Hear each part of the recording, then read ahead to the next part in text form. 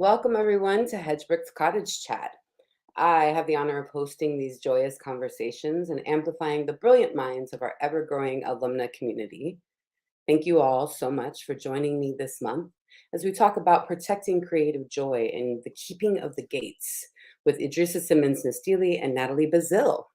Idrissa is the director of the Next Gen Network at the Pahara Institute. Prior to Pahara, she served as the Senior Associate Director of Organizational Learning for Uncommon Schools, where she led organizational-wide diversity initiatives and directed the Summer Teaching Fellowship, a program geared toward increasing the diversity of Uncommon's teaching staff. During her time with Uncommon, she led the growth of the Summer Teaching Fellowship from 10 fellows to 100. She received a 2009 NIA Award, NIA Award, from the Center for her work on campus diversity and social justice. Idrissa has also been a phenomenal instructor for Hedgebrook, and we love her class. Many people also loved her class, so I'm super excited to have her with me. Also with us is Natalie Baszile, known as the author of Queen Sugar, which has been adapted for a seventh television season by and co-produced by Ava DuVernay and Oprah Winfrey. Natalie's nonfiction book, We Are Each Other's Harvests, African American Farmers, Land and Memory, was released from HarperCollins in April 2021. We got to celebrate with Natalie here in person in Seattle as she came and spoke with Seattle Arts and Lectures, one of our partners. Natalie has had residencies at the Ragdoll Foundation, VCCA, Hedgebrook, and Jurassic, where she was the SF Film and Bonnie Ratner Fellow. Her nonfiction work has appeared in National Geographic, Lenny Letter, The Bitter Southerner, O, the Oprah Magazine, and numerous anthologies. She has taught fiction at St. Mary's College and Sierra Nevada University. She's also going to be teaching for us pretty soon. And she's one of our new board members and doing some phenomenal advising on our financial committee. Natalie is a current resident at SF Film. Welcome, Natalie and Idrissa. I'm going to move me down here so you two can talk. So glad to have you both here. Thank you, Amber. I so didn't do my podcast intro. There's supposed to be a song. Y'all, we just vibed to a song and we're here now. Hello. Thank you for having us. Yes. I was just telling Natalie and Idrissa as we were getting ready to come on that they're the first ever for Cottage Chat who has arranged to like connect beforehand. And I thought that was really lovely. And they found, of course, all these commonalities. But you didn't know each other before today, right? You met this afternoon. Well, actually, Idrissa reminded us that we did meet years ago at an AWP event for our grad program. Yeah. Oh, wow. Okay. Which city? It was Warren Wilson. Yeah. AWP in LA back in, I don't know, 15, 16. Yeah. Yeah. So it's been a little while. Okay. And you're both in the same area. So that was like, I forgot that was even happening. And both of you are so the reason why I wanted to pair the two of you is when you came to speak at Seattle Arts and Lectures, you talked about not specifically and directly, but you talked about access, essentially, about what it means to be able to pivot essentially the success that came from Queen Sugar into amplifying these voices that you really were investigating. And so this idea of like, for lack of a better word, how to use this like earned privilege, right? This status to open doors for people whose voices aren't on the table at all. And that to me really resonated with what I know about Idrissa's work. And so I was like, wait a minute, if the two of them were really talking, what does it mean? Both of you grew out of community. What does it mean to like be at the gate, have confronted the gatekeeper and entered in some ways? That's where I wanted to jump in. You want to go, Idrissa? Yeah, it was coming up for me. It was so interesting, Flame, when you were like gatekeeper. I was like, am I a gatekeeper? Is that how I would like ever consider myself in this work? And my experience is that those gates swing open and shut all the time. And there's just a grounding that I have to have in my own work. One of the things that was coming up for me before I was an agenthood, writer. It felt like it had such a mystique. Like when I would see peers and friends whose work would appear in certain places, and it's like how you emerge, how you get beyond that slush pile is something I would wonder about. And having an agent now, it feels like a cheat code in some ways, because there was someone who was supporting me and having my work reach certain doors, sort of like move beyond that gate, get inside the gate. And when you talk about the advocacy, for me, what comes up is I'm just really transparent with friends, with peers about Mhm. what it means to have that support. It's like, no, it's not a mistake. I actually have someone who is supporting me in my work and having my effort, having my work appear in certain places now. I offer whatever support I can to friends. We read each other's work, we share one another's work. So I don't know that I ever feel like the gates are permanently open or like I'm inside, but I've had a peek inside as a result of having someone who's a champion of my work. And I just try to do the same and take away the mystique, because it felt to me like it was so tightly held and closed-lipped in terms of how people receive certain opportunities. So I just want to be as transparent as possible. Speaking of transparency, before you jump in, Natalie, because I definitely want to hear what you have to say about this too, but is it possible that, like I get into the whole, like, I'm just not working hard enough. Like Mhm. I just didn't put in enough sweat equity. You know what I mean? Like I just need to grind harder and submit more and do, like, is it possible to grind your way into the kind of spaces that get opened up when you have somebody who can advocate for you and believe in you? What do you think, Idrissa? I'm asking as a follow-up to what you were saying about, like, I have somebody. Right. I think it is possible. And I want to make it clear, it still feels like a grind a lot of the time. I'm deep in the midst of novel revisions and edits, and it feels like I'm facing a mountain every time I sit down to do the work necessary. But what I am sitting in now is a place of, I don't know that I want to attach grind to my writing Mhm, anymore, my work. So that's what comes up for me when I hear you say that. It's like, what is my relationship to ease and rest and joy? As you talk about the topic of this being joy, ease and rest are the things that emerge for me. So I'm mhm, actually trying to be much more gentle with myself and turn the focus from outcome to process. And I think there have certainly been points during my writing journey where the focus has been outcome, not the process. Just trying to get to the end versus what is my relationship to what I'm creating and why I'm mhm. creating it. So I don't know if that answers your question. That's what's coming up for me. It's like, how can I ease my way into this versus grinding my way? How can I take a nap about this? That's Like right. like, for That's real. right. Yeah. Yeah, I'm a follower of the nap ministry as Yeah. well, because that's very real. How Yeah. about you, Natalie? What came up for you when I was asking that? Yeah, I mean, I think so much of what Idrissa said resonated with me, um, especially about being transparent, right? I think there is a way that when you're standing on the relative outside of this process, right?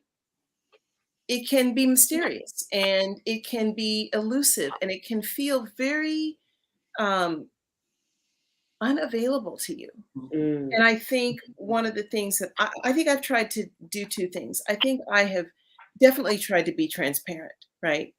To let people know just like what my experience was like and how hard it was, right? And all of the the joy, but all of the doubt, right? That I know that we're all experiencing, but people are sometimes reluctant to talk about.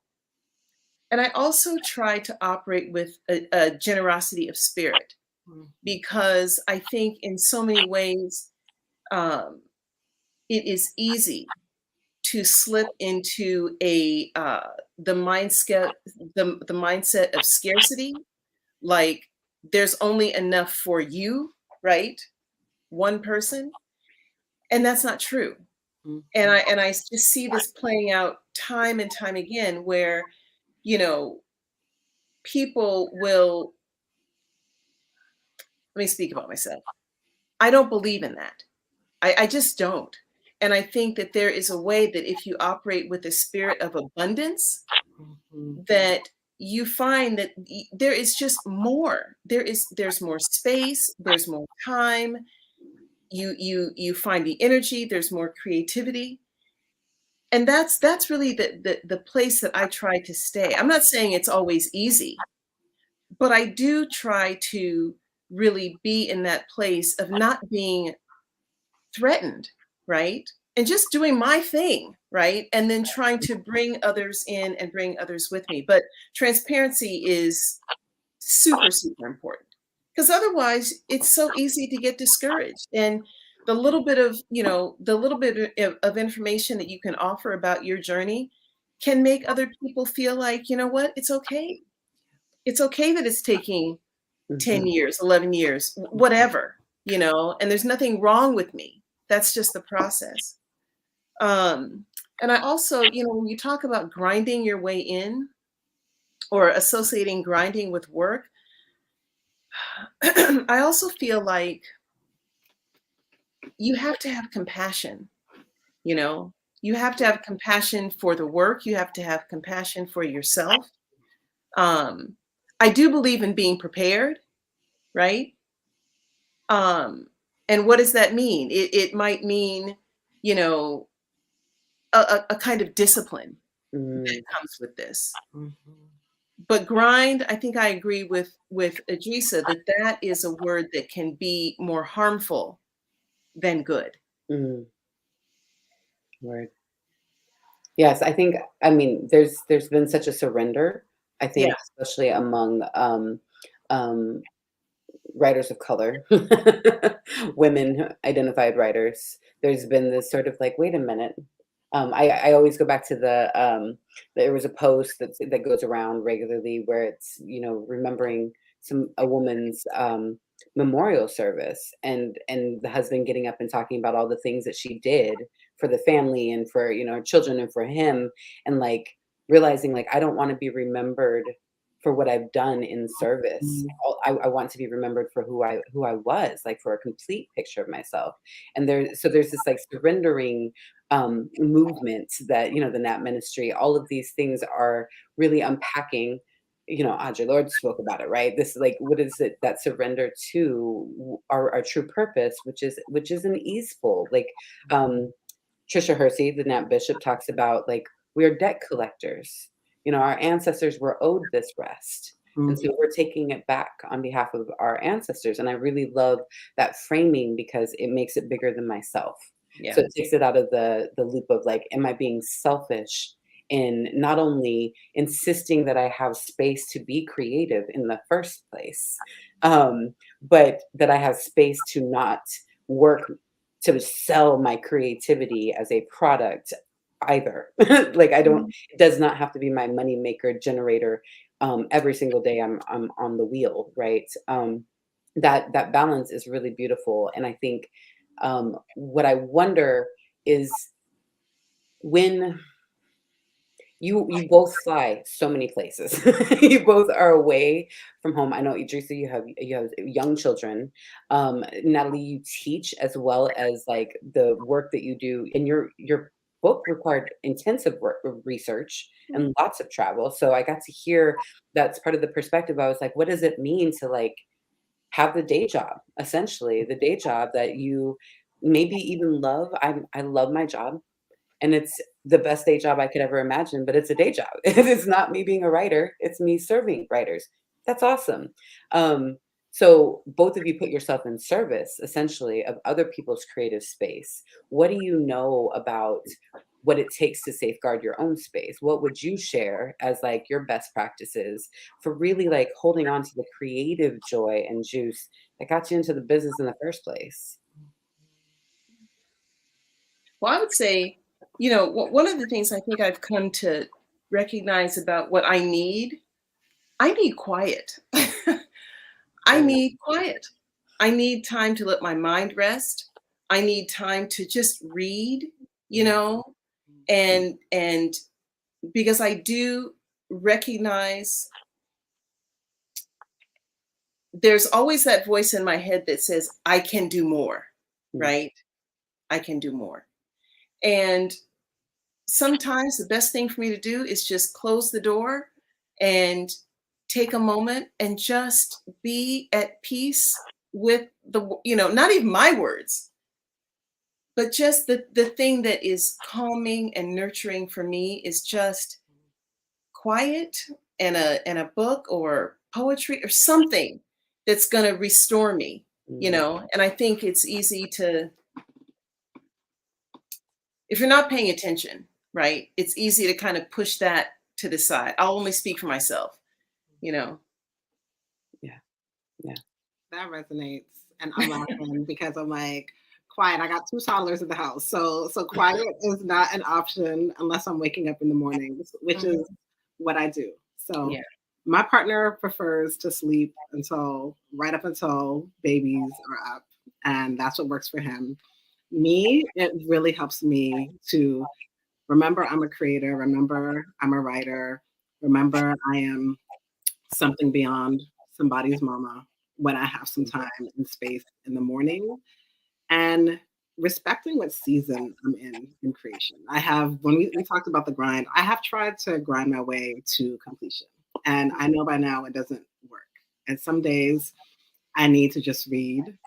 I need to just write a poem that's maybe never going to see the light of day or remain incomplete. And what are the days when I am able to come to that page and do the work that I need to do in finishing this novel and the larger project that I'm creating? So it's respecting the rhythm that I'm in. And it's also showing myself grace. Like Natalie, you talked about compassion for yourself. The days that I can't get to it, there's going to be those days. There's some days where I need to sleep in until right before my kids are up. And I'm not going to beat myself up on those days where I wasn't able to give myself the morning time that I typically have to create. It's let it go, release it, and respect it as part of the rhythm that I'm in.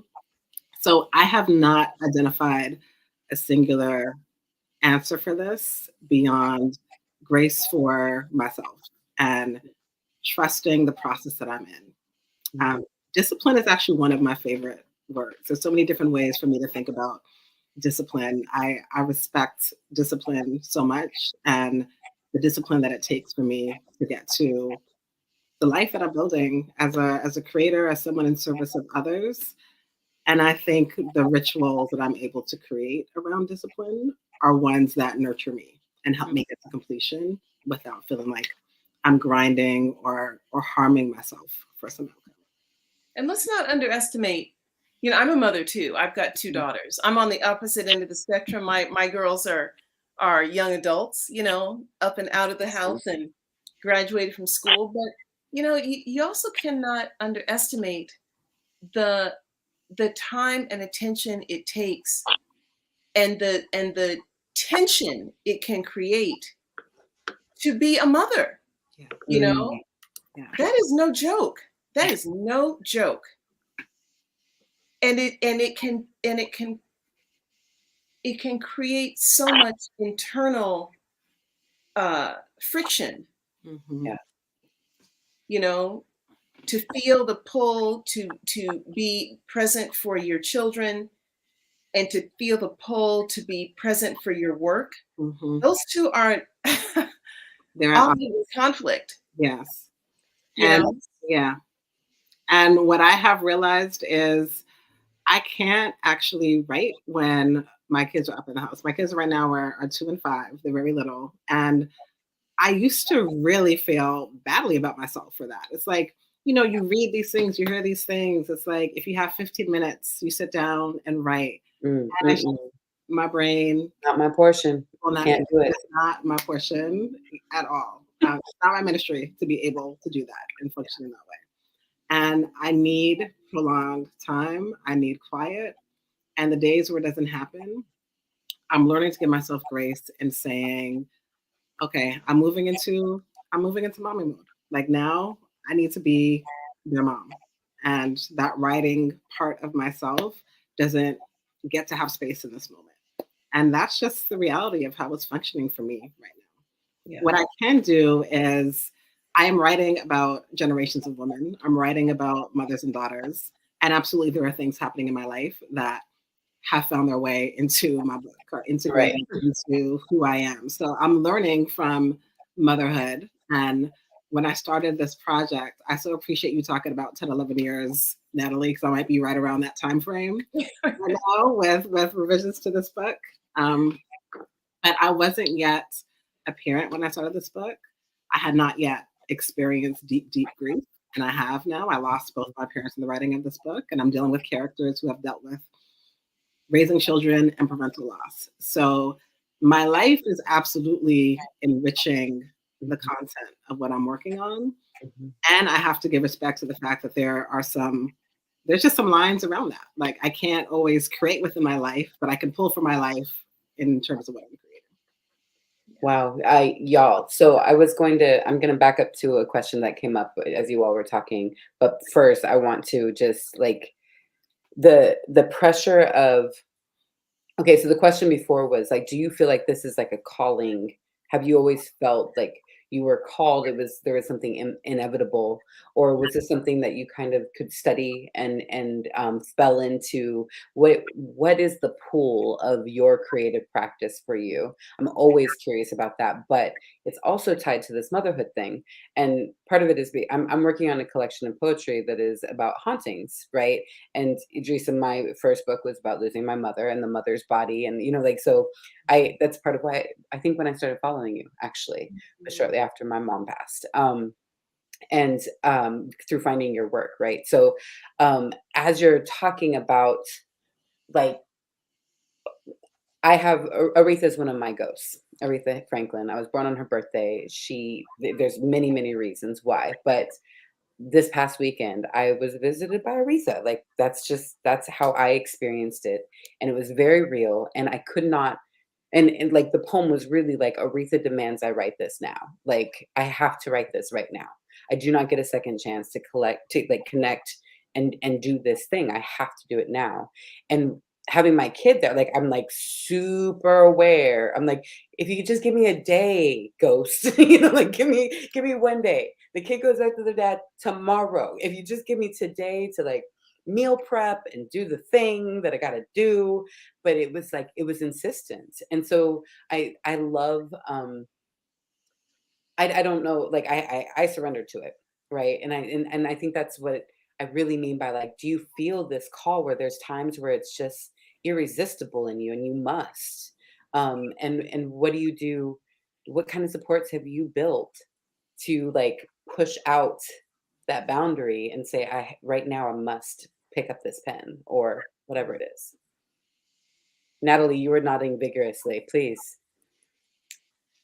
Uh, I think I am called to this. I mean, I feel, and what do I want? How do I mean that? I mean, when I am writing, when I'm engaged in the work, whether it's reading, writing, thinking, whatever, I feel like I am my true self. I just feel like, okay, this is who I am at my core. Mhm. And to me, that's a way of understanding that this is what I'm meant to do. I also, it's funny. My younger sister, used to be an academic. She was a history professor, and I used to look at her life. This is when I was in business, and I used to look at her life and think, oh God, that's what I want. I want to be an academic. Well, the first time I went back to grad school, I thought I was going to go on and get a PhD in English and be an English professor. And I got to the end of the master's program and I thought, I don't like that kind of writing. No shade on academic writing, but I knew that was not the best way for me to express myself. I struggled with it all the time. Where when I was in a more creative space, when I was in a storytelling space, the ideas, the words, not all the time, but things flowed more easily for me. And that was when I understood and really kind of came to terms with who I am as a creative person, right? I can engage with those questions that academics are thinking about. I love those conversations, but I really had to surrender again to the idea that that's not how I process the world, Mhm. right? That's not how I process my life. I see things through the lens of stories and creativity. And I don't even know, I can't remember what your question was, but that's the calling, right? That's part of the calling, is understanding how you are creative, right? And not trying to force something that might not be a fit. That doesn't mean that the intellect, the rigor is not there, the ideas aren't there. It just means that it comes through. It could have been painting, Mhm. right? Right. So I don't know. That's kind of my first reaction to your question. And I love that. I have to, as an aside, because I heard you speak, and you have, it is very academic. It has a lot of information in it, but it's not, but you tell it as a story. And I was like, how is this going to go? Like, I had no idea what I was stepping into. And then I was just like, caught in a story that you wove together, like census facts and like history and like way back history. And just recently, like you brought it from the back to the forward, and it was just so, it was so rich. But Mhm. I was like, you are smart. Like, you've done a lot of research. And I learned a ton, like a lecture, except one where you don't feel like you're having to learn something. Like, you're just, I didn't know what to expect, and it was so, so beautiful. Um, Mhm.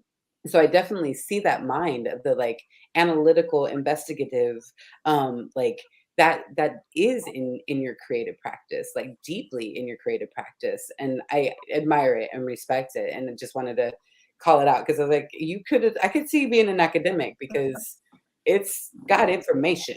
You're gonna learn. You're gonna learn today. Idrissa, how about you with the calling? Do you feel that you must? It feels ancestral at times. Like I come from storytellers. My family is Jamaican and Haitian, and around the table, just stories abound. So I grew up with my dad telling stories, telling ghost stories, telling always stories about back home. They always started with back home, and then a story emerging from that. Same with my mother, and I have felt called to just continue that tradition. I was young when I started writing little stories and not knowing where they would go, but just that was part of how I processed. And it was often through, I've been a big journal keeper over the course of my life. Just, that practice of morning pages, just writing 3 pages, that's something that I've just continued to have in me. But fiction became a place where I was just finding the space to process and finding another way to understand myself, make a meaning of the world around me. And writing very much still feels like that. When I remember those roots, when I get outside of the grind and I just need to finish, or I have a deadline, or I have XYZ, when I remember the core of why I do this, then it feels like in that place where I'm generative, I'm generous to myself, Mm, I'm actually able to move towards completion. And like I was saying, with little ones, it's hard sometimes. Little ones and a full-time job, the calling piece, feeling moved to like, I'm gonna just sit down and, bang through 1,000 words. What I typically will do for myself is I'll just take notes. I'll jot down a note of, oh, I don't want to lose this thread. Like, this feels powerful to me. So being a big journaler, the note taking process helps me be able to return to it when I have that morning time. right.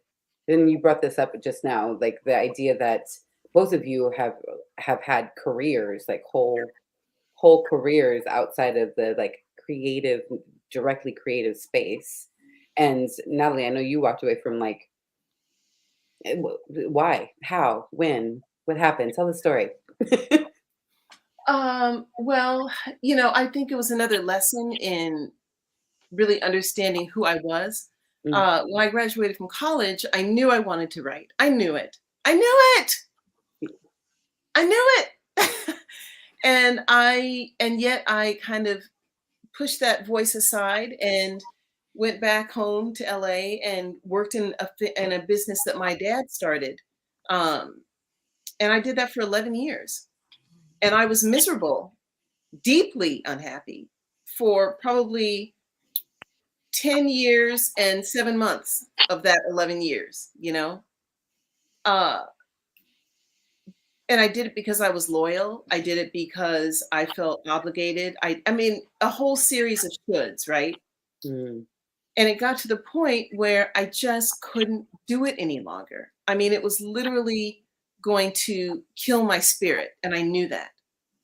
And that's when I finally left and walked away. And at that time, you know, I was still writing, but writing was the thing that I did, you know, in the evenings, on the weekends. It Mm. was around the periphery, but it's what gave me the most joy, you know. And when I finally walked away, it really was. I really felt like it was a matter of life and death. Like, I cannot do this anymore. This Mm. is going to just kill me. Um, and that's what it took, you know. And finally, and that's when I left and thought, well, I better figure it out now because I've, you know, I've walked away from a certain kind of stability and but at that point it wasn't worth it, you know. And I just had to figure out how to make this other kind of life work. Mm. But it was hard, you know. Yeah. Now, Idrissa, what I know, I know you through people I met in the slam scene, and that's the connection that I had, and I know that perhaps like slam canon is that they, become teaching artists, right? And maybe started being an arts administrator and working in nonprofits in the nonprofit industrial complex. Like shortly after that, and maybe climb up the ranks and then end up as an arts administrator or an administrator somewhere else. I don't know if that's your story. It's kind of my story now that I think about it. I was like, wait, I did those things, but what was like, have you always balanced a creative, like a creative adjacent life with your day job, with your work? I've always tried to do both. And I don't know that I've always achieved the balance, but my background was in arts, creative arts teaching, facilitation. And my challenge and gift right now was that I like my job too, because a lot of what I love about what I do as a writer, there's elements of there in that. I get to create, I get to storytell, I get to be in deep community with amazing people. And the piece that I have not yet figured out is, am I actually creating the space to do both with, the level of purpose and excellence that I want to do both with? And I find myself Googling a lot of like writers who did both. Actually, doing a low res program helped me so much because I was meeting all these people who had jobs and careers and whole lives outside of their creative practice, and we're finding ways to do both. And a lot of the instructors actually in my low res MFA program had that reality. Like there was one amazing poet and novelist who's also a doctor. And so learning from folks like that who are pulling from multiple worlds has helped me. There's also been a piece for me when I think about writers over the course of time, artists over the course of time. So many of them did more than their creative work and effort. And I pull and learn from that as well. So I don't know. I haven't yet figured out if I am just trying to make myself feel better in some ways that I can hold both of these spaces, or there's just real learning and integration for me in it. And the biggest lesson for me that, okay, maybe there's space for me to navigate all of these selves, all of these worlds, was actually motherhood. And my most quote unquote publishing success has come on the other side of being a parent. And that is a space where people told me, or I had a lot of fear that I was going to lose myself. I I'm gonna abandon that part of me that creates and writes. And through that time, I did my MFA. I found an agent. I completed a novel. I had never fully written a book all the way through before. So to actually complete that and now be in the process of revising it are things that came on the other side of me having the most pressures on my time and effort.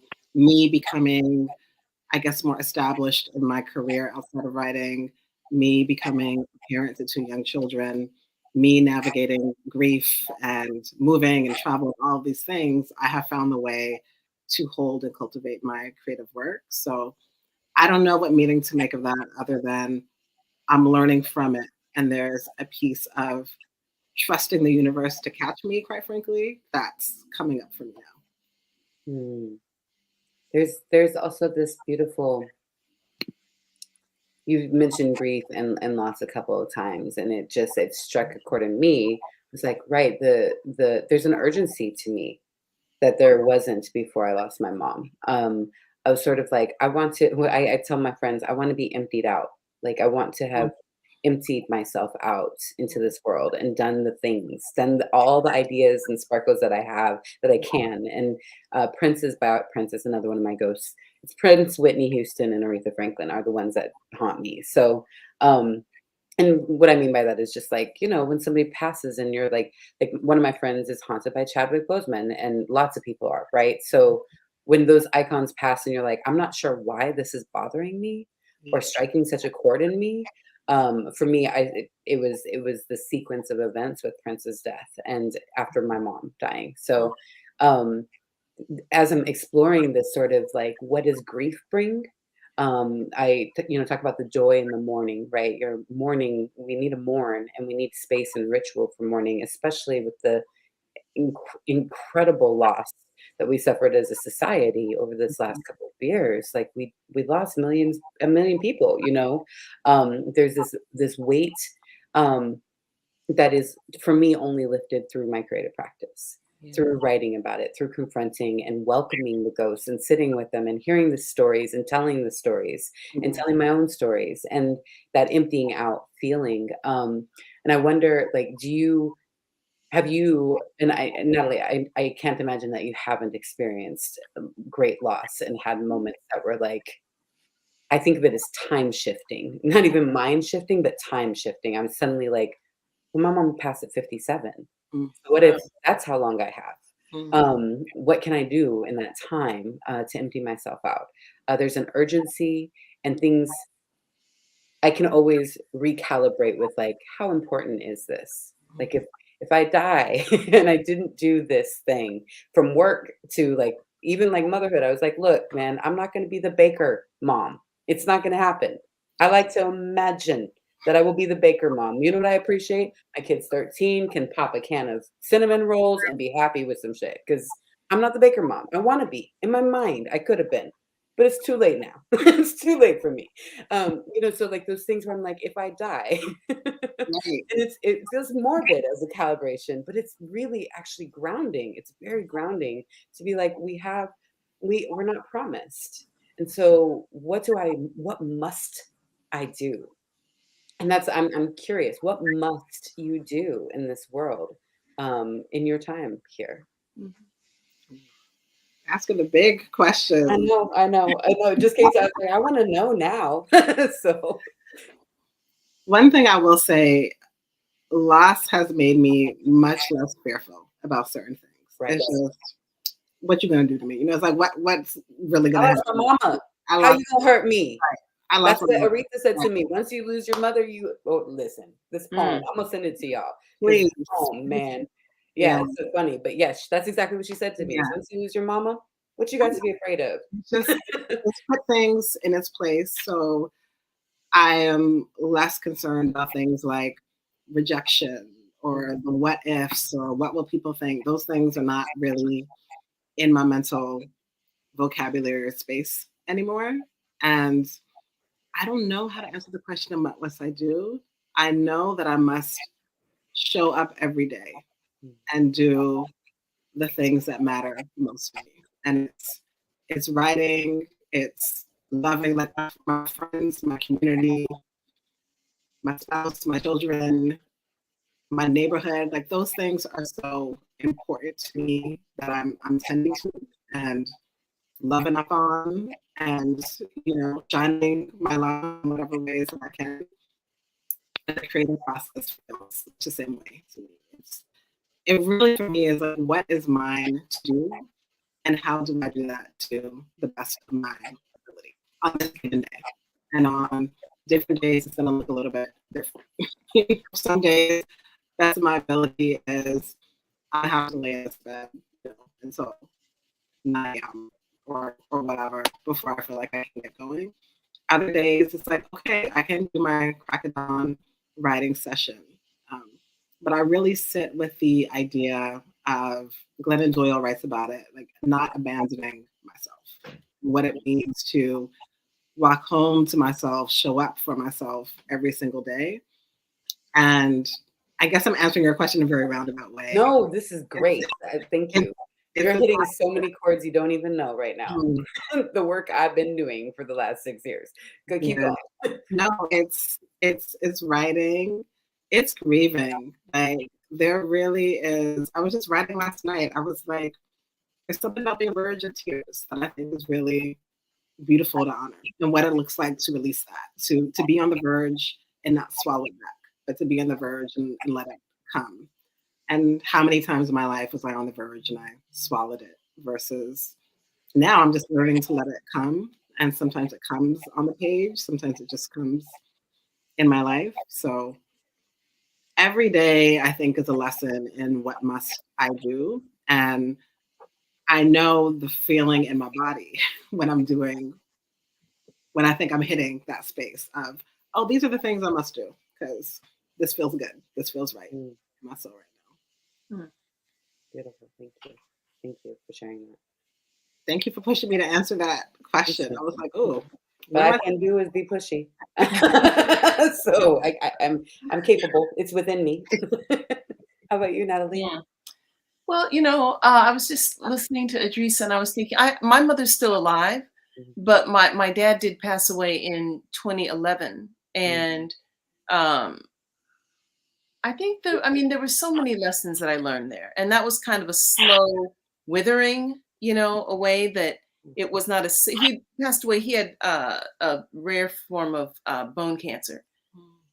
And so we had time, but still there's a space that's left behind that is just surreal, and I think I processed a lot through my work, just trying to understand what and appreciate and remember what he meant to me, and how he tried to be supportive of my work, and the way I wanted to live my life, And so I think I have tried to honor him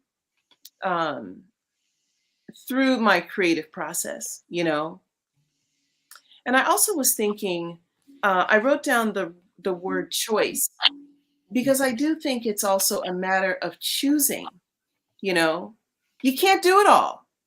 And I'm not saying you can't do it all eventually, but I'm saying, I'll speak for myself. I remember hearing once, years ago, an interview with Toni Morrison where she said her goal in life was this was long ago. And she said something like her goal in life was to write good books and raise good children. And when I heard that, I thought, okay, I can do that. Yeah. Right. I'm not going to be a concert pianist. I'm not going to, have any number of other life experiences, but I can do those two things. And other things will have to take a lower priority. And because the one similarity that I have noticed about writing and being a parent is that you can revise a book. You can't revise a child. Come on, truth. You can't. You cannot take it back. You cannot unwind. You cannot erase. You cannot do over. You cannot, you don't No. get a lot of second chances. Right. And I knew for me that even the creative process, the creative practice, as much as I loved it, would not be worth it Mm. if I sacrificed my children Mhm. for that. And I'm not saying that every creative person has to feel that. That Right. was my feeling. And so, I remember especially when my kids were young, I would have to really think like, okay, summertime is here, right? I'm not going to have the time to dive into this novel because I got to shuttle these little people to, day camp or whatever, It's right? not And so, Amzi. right? Yeah, Day camp that starts at 9 and ends at 12. And by the time you drop them off, you got to turn around and go pick exactly. them up, and I remember thinking, okay, so let me not put that pressure on myself creatively Mhm. in the summer. Let me find another way to stay engaged with the creative practice. Maybe I'm reading. Maybe I'm seeking beauty, right? And inspiration from other sources that are outside of myself during those months. And then then I'll come back to that in the fall when school starts, right? Right. And that was the only way I could live with myself, knowing that I had made these two choices, that these were going to be my two priorities. And but by the same token, I also knew that in order for me to be my best creative self, I had to give myself time, right? Which meant when my kids got old enough that I could go to a residency Mm. without guilt, Mhm. right? Now I couldn't go for the whole summer, but I could go for 2 weeks, right? And lose myself in that time. Or I could um, do any number of things. I could go back to school, Warren Wilson, low residency program, Mm. right? I could manage that Mhm. and still be the kind of mother I knew I needed to be in order to raise these two people as whole people and launch them out into the world, right? So it was a matter of making choices, but to me, it was worth it. It was worth it. Yeah. Yeah, I'm smiling because I'm like, it's like strumming my pain with this singing my heart with this, because I'm like, I have an essay. I'm starting to try to write essays, which take a lot longer than poems, and you kind of have to have a lot more space carved out. I'm learning, and editing them is a lot harder, for me anyway. And maybe for you all too. But I have one called Motherhood is Shit. And I literally say, like, I had to make a choice that I'm doing this on purpose Mhm. because because there's so many people who didn't have parents who could do it on purpose for Yeah. whatever reason. They weren't capable or they chose not to. And to not show up on purpose in this, like you said, there's no like I'll get to it later with kid Right. raising. There Right. just isn't. Right. And yes, of course, we can talk about sexism and roles and families and the emotional labor and the all of that. But the facts are, it is very hard for a mother who to be the mother they want to be and to also be able to carve out space. And I love this idea of you brought back in this idea of grace and timing. That it's Mhm. like, okay, but this is what I'm doing now first. It doesn't Right. mean it will always be this way. Exactly. And I'll look for pockets in which I'm not just like shut off to that. But I love that idea of like gathering beauty, reading a book like that. That's all part of the creative All practice. part of it. And It's all a part lot of of it. people don't discover that till they're asleep in the cottages. Like, they're like, Yeah. "I took a nap today, and now I'm writing like, like a galloping horse." Like, it's like, right, we get into that state of, emergency, especially as parents, right? Where we're hyper alert and to, like, train ourselves to, like, surrender to that moment, and that moment is with your child is Mhm. it's hard, it's rough, Yeah. but it's also the point. Like, let's say if you're gonna be a parent, that's the point, right? Do it on purpose. And so Yes. I'm just smiling because I'm like, I'm writing about this very thing. Like, and it's so funny that it comes up because I didn't plan for it to go here, but I love that it did. Um, I do want to ask you before we wrap, I want to talk about joy because I love the answers. I learned so much from this question, and it makes me think about my answer too, which is how do you feed your joy? What do you do as a regular joy practice? Um, and you can tie this to like, what do you wish you knew about feeding your joy when you were younger, or um, Mhm. your younger creative self could have really used the tools that you've discovered now. And the chefs, it's funny, the chefs are cackling in the background, and I don't know if you can hear me, but it's making me sad because I'm I just like, it smells delicious in here, and So the funny. chefs are just cracking up in the background. It's really funny. So that's feeding my joy right now. it's interesting that I actually feel like joy.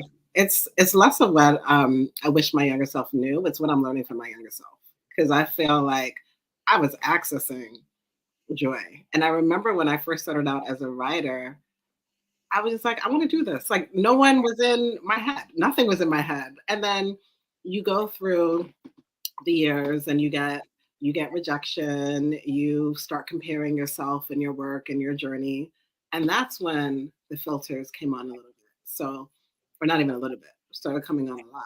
And I actually feel like I am in a unfiltering or defiltering journey right now. And I often think about 5-year-old Idrissa. I'm like, that girl got it. Like she had it figured out. And I feel like that is the truest version of myself. So joy just was. There was no accessing of Mm, joy. And I am learning like how does joy just be versus how do I allow it to be versus something that I'm going and having to get. And I'm finding ways to do that while I'm building that muscle. It's like, okay, what are the things that I know will bring me joy? You know, I know actually if I shut down my laptop and go to bed right now. Sleep, a good night's sleep brings me joy. And feeling productive in the morning brings me joy. And I can't feel productive. I won't keep my sacred writing time, which actually feels very joyful to me. The house is quiet, nobody else is up. There's no chaos. I can just be at my desk and have a mindfulness practice, sit with my work, read something, and I'm uninterrupted for 3 hours straight. And that's my morning time. That's why I actually wake up as early as I do because I get that time. And sometimes joy is not a practice. Like, this week, my daughter was going through my WhatsApp threads and she just decided she wanted to leave a whole bunch of random audio messages to people.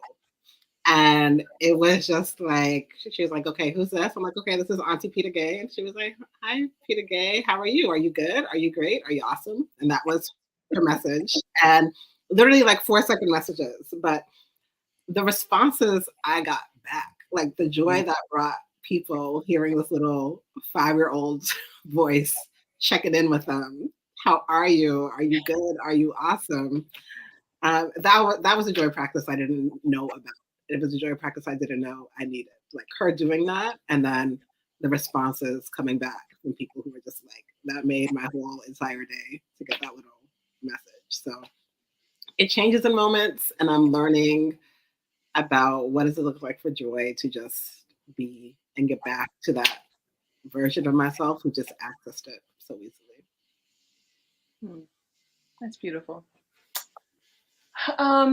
I think I have kind of two responses. My first is that um, I love beauty. I love beauty in all of its forms.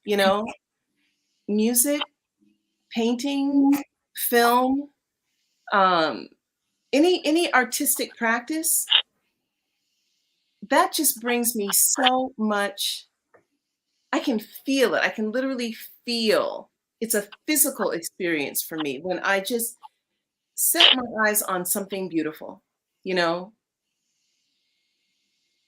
that's what I try to stay in touch with a lot. There used to be a store over not too far from me, and the owner it used to have like just beautiful, it was like an antiques. He used to have like dishes and silverware and glasses and all these antiques. And he'd have these beautiful table settings. And I used to go in there sometimes. I'd take off from writing and I'd walk over there and I would just say to him, I just need to look at something beautiful, you know? And I would just wander around the store. I wouldn't buy anything, but it was just being engaged in letting my mind be with things that were created for pleasure. And I don't know, it used to always free me. And so sometimes a lot of times that's what I'll do, you know, is just try to find a space where I can feel my mind both at rest and also interacting with other people's creativity. That's probably my favorite thing to do. The other thing I'll say, and this is another, I know I keep referencing parenthood, but I learned a lot, you know. And I remember one day I was with my girls and they were little, probably about the age that Idrissa's kids are. And one of my daughters, I think my younger daughter, said to me, Mommy, we don't see you laugh. And I was like, oh shit, right? Right. And I was like, wow, these little people, I'm holding on too tight, right? I'm not being joyful with them. I'm not letting them see me be joyful in my own life. And it was embarrassing, you know, to have a 5-year-old call you out like that. They will tell you about yourself. They will tell you, you know. And I really had to think about that. I really had to think about, how am I moving through the world that my 2 children don't see me being joyful in my life? What am I modeling for them, if not that? And I made a promise to myself right then that I was going to lighten up, right? That I was going to laugh more. I was going to be more playful. I was going to engage with them. And I'm telling you, it was like a light in my life, you know, and I've never forgotten it. And now, I mean, I try to, you know, to just allow myself to laugh, you know, to not take this so fucking seriously, you know, to just enjoy it, even when it's hard, you know. And God knows the writing, 8 days out of 10, it is a slog. It is a slog, you know, and it is painful and frustrating. Right? But if I can step back from that a little bit and allow myself and remind myself why I'm doing this in the first place, which is because I love it, I can get back. You're speaking to my soul right now. And you know, what's coming up for me is true. Like, children are our teachers, and remembering why we do it. Like, all I want is for my kids to cultivate their dreams and live out their dreams and live joyous lives. And it's like, if I'm pouring that into them, what does it look like to pour it into myself? Exactly. Why not pour that into myself as well? So exactly. Yeah, like I was getting mad at I was getting mad because my kid was so privileged. I was like, you don't know the things I've been through. You know, I was going down that road and I was like, wait a minute. They're living the same privileged life I have also provided myself. Like, the same privileges that I'm giving him, I can give to me now and give to my younger child and do the healing. Like, I don't have to put him through the paces so that he learns some appreciation. That's exactly the opposite of what I planned to do. But yeah, to catch yourself in that resentment of like, wait, am I only pouring out? Every time I've gotten resentful, I've stopped and been like, oh, it's because I think I'm not allowed to do this and you are.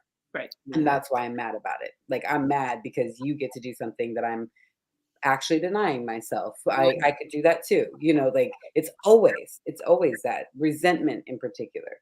Like Yeah. anger, jealousy, and envy, when they come up, maybe a different beast, but resentment is like, oh, because you could give that to yourself. You're just denying yourself that. And the kid will teach me like on a regular basis, like, well, you're just when he told me I yelled. I was like, I will work on that. I will work That's on like, that. you get this too, right? And it's like, I want the best for them. How do I want the best for me too? What does wanting the Yeah. best for me to look Yeah. like? Yeah. I'm allowed to have it too. Yes. And not just allowed to have it, but that's actually how you teach. Like the things I want to teach him, I want him to be joyful. I want him to appreciate his life and love, know how to love and know how to recognize love in his life. And how am I supposed to teach him if I don't know how to teach myself? Like, Yeah. how he gonna learn? He's taught me a lot more about it than I've ever taught him. I'm guaranteed. But Amber, this is why Hedgebrook is so wonderful, Yeah. because Yeah. it allows women to come there and be themselves, right? Without guilt, right? Come, create, commune, and don't feel guilty about giving yourself that gift, Right. And that's Let go. huge. Let go That's of the huge. dish. Let somebody else wash the dish for you. Let go of the Yeah. dish. Yeah. Yeah. I thank you for bringing it back around to Hedgebrook. I think that one of my biggest dreams is to bring y'all's wisdom to more and more people. I'm super excited about the programs that we're building alongside of you. Both Natalie and Idrissa will be big teachers for us next year. Idrissa is going to come on to teach our second writers conference as one of our instructors. And Natalie, I believe there's whispers in the air that we go on international with Natalie. So I'm super excited about that. You will definitely be hearing more. The Writers Conference, our first ever, is coming up next weekend.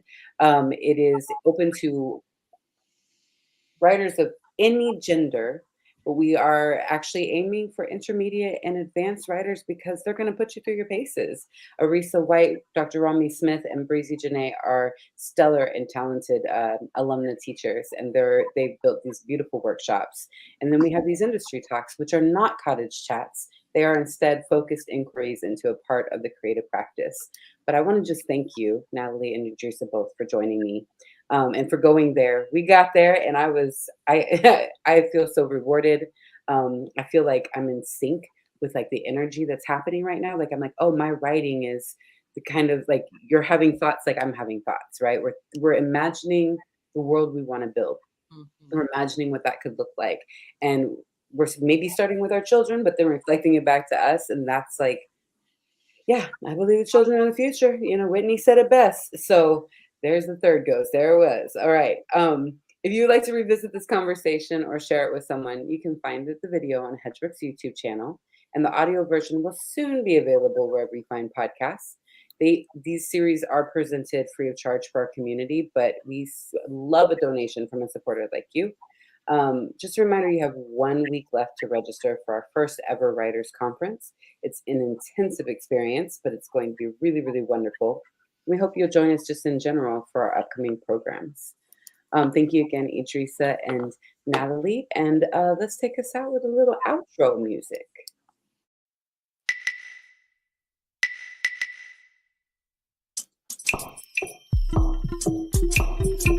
You can find our calendar of events on our website, which we're dropping in the comments now. Our next Cottage Chat features award-winning authors Mira Jacob and Jocelyn Nicole Johnson, authors of Good Talk and of My Monticello. And we hope you'll join us right here for that on Thursday, October 20th at 4 p.m. Pacific.